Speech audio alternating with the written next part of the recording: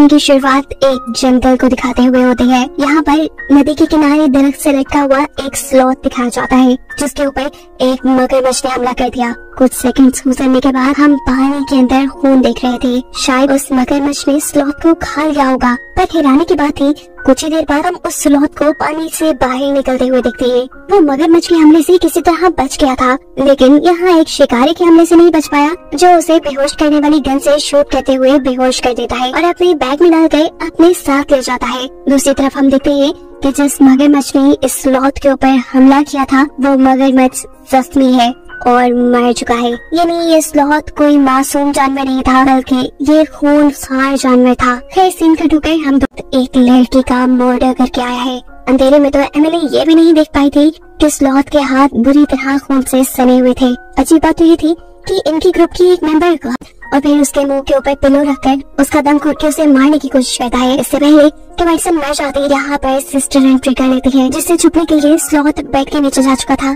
Sister वक्त रहते ही medicine के मुंह के ऊपर से ये पिलो उठाकर उसका ऑक्सीजन मास्क उसे वापस लगा देती है और ऐसे मेडिसन की जान एक और मर्तबा बच जाती है। दूसरी तरफ हॉस्टल में सिडनी बहुत ज्यादा गुस्सा थी। अपनी हार का दुख बांटने के लिए वो जैसे ही अपने दोस्त के रूम में जाती है तो वहाँ वॉशरूम में उसे अपनी दोस्त की लाश मिलती है। इस लाश को देखकर वो जोर से चिल्लाई, लेकिन कोई उसकी आवाज न सुन पाया। नीचे एमिली और उसकी दोस्त अपनी जीत का जश्न मनाते हुए गुमे हुए लोगों के बारे में बातें भी कर रहे थे कि पता नहीं ये सभी हॉस्टल छोड़कर कहाँ जा रहे हैं। बातें करते हुए एमिली को अपने रूम से कुछ चीजें लाने का ख्याल आता है। जैसे ही वो ऊपर जाती है तो उसे सीखने की चीखने की आवाज सुनाई दी। वो जब आवाज का पीछा करते हुए उस रूम में पहुंची तो उसने देखा कि सिडनी के सर पे वो स्लॉथ बैठा हुआ था। एमिली ने बिना वक्त जाए किए उस स्लॉथ के सर पे कोई चीज मारकर उसे बेहोश करके उसके सर से उतार दिया।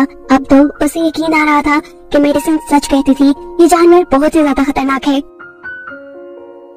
अब इस स्लॉथ से जान बचाने के लिए ये दोनों लड़कियां वॉशरूम में छुप जाती है, जहाँ अब दूसरी लड़की की लाश नहीं नजर आती है। इस लाश को देखकर सिडनी जब डर के मारे दोबारा चिल्लाती है तो एमिली उसे थप्पड़ मारकर चुप करा देती है और कहती है पैनिक होने के नहीं, खुद को बचाने का वक्त है ये। कुछ देर बाद जब इन्हें लगा कि स्लॉथ कमरे से जा चुका है तो ये लोग कमोड का लिड उठाते हुए वहाँ से बाहर आते हैं, लेकिन देखते हैं कि स्लॉथ तो टांग पे टांग रखे कुर्सी पे बैठा उनका इंतजार कर रहा था। ये देखकर डरकर सिडनी वापस वॉशरूम में जाकर दरवाजा बंद कर लेती है और बेचारी एमिली यहाँ फंस जाती है। अब जैसे ही स्लॉथ उसके ऊपर हमला करने के लिए जंप लगाकर उसकी तरफ बढ़ता है तो अपने हाथ में मौजूद कमोड के लिड को बैग की तरह यूज करते हुए वो इस स्लॉथ को एक जोरदार हिट करती है और स्लॉथ खिड़की तोड़ते हुए वहाँ से बाहर गिर जाता है। एमिली को लगा कि वो मर चुका है, लेकिन वो दिख रही है कि ये स्लॉथ तो उठ खड़ा हुआ।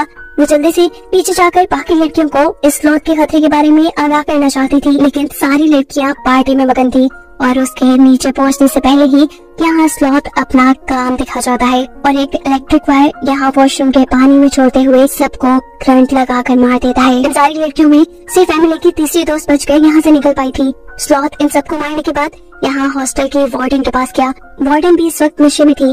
वो पहले स्लॉथ को देखकर कुछ देर तक तो अपना डिफेंस कहती है, स्लॉथ से अपने आप को बचाने में कामयाब होती है, लेकिन फिर स्लॉथ उसे ओवरपावर करके अपने बड़े बड़े नेल्स वाला हाथ उसके पेट के अंदर स्टैब करते हुए उसे मार देता है। सेम कट होकर हम एमिली के दोस्त को देखते हैं जो इंस्टाग्राम चला रहा था। उसे इंस्टाग्राम पे एक के बाद एक हॉस्टल की लड़कियों की पिक्चर्स नजर आती है जिन सबके पीछे स्लॉथ था। सभी लड़कियों की आंखें बंद थी, इसका मतलब जरूर कुछ गड़बड़ थी और इसी गड़बड़ को देखने के लिए वो जल्दी से हॉस्टल आता है। उसने हॉस्टल में आकर देखा कि वाकई यहाँ पर तो बहुत बड़ी गड़बड़ हो गई थी। वो अब एमिली को बचाना चाहता था, इसीलिए दोनों साथ मिलकर स्लॉथ को मारने का फैसला करते हैं।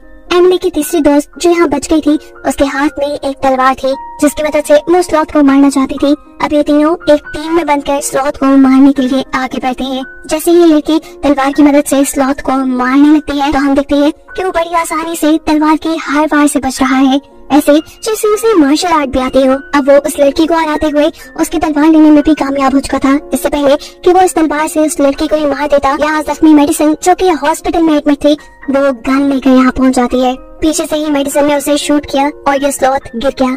इन सबको लगा कि स्लॉथ मर गया है। मेडिसन के साथ साथ यहाँ एमिली की दूसरी दोस्त भी जख्मी हो चुकी थी। इन दोनों को हॉस्पिटल लेके जाना जरूरी था। वो लड़का इन्हें हॉस्पिटल ले जाने का काम करता है, जबकि एमिली ये कंफर्म करने के लिए पीछे स्लॉथ की तरफ मुड़ती है कि क्या वो मरा भी है या नहीं। उसे यकीन नहीं था। वो एक बड़ी सी रॉड के जरिए उसे खुद स्टैब करके मारना चाहती थी, और इससे पहले कि वो स्टैब करती, स्लॉथ करवट लेकर यहाँ से दूर चला जाता है। एमिली के बाकी साथी अब हॉस्पिटल जा चुके थे और एमिली अकेले ही इस हॉस्टल में थी। वो जानती थी कि ये सब उसकी वजह से खराब हुआ है और ठीक भी अब उसे ही करना है। अब तलवार उठाए एमिली जोर जोर से स्लॉथ को पुकार रहे थे और इतनी ही देर में सीढ़ियों के ऊपर से सिडनी उतरती हुई आती है। स्लॉथ उसके ऊपर बैठा हुआ था और उसने अपने बड़े बड़े नाखून उसकी गर्दन पे रखे हुए थे, ऐसे जैसे वो मार देगा। इशारा करते हुए स्लॉथ एमिली से उसकी तलवार फेंकने को कहता है, और जैसे ही एमिली वो तलवार फेंकती है, स्लॉथ जंप करके उसके ऊपर आ जाता है। इससे पहले कि अब स्लॉथ उसे मार देता, एमिली अपने पास छुपाई हुई गन से उसे शूट करके मार देती है।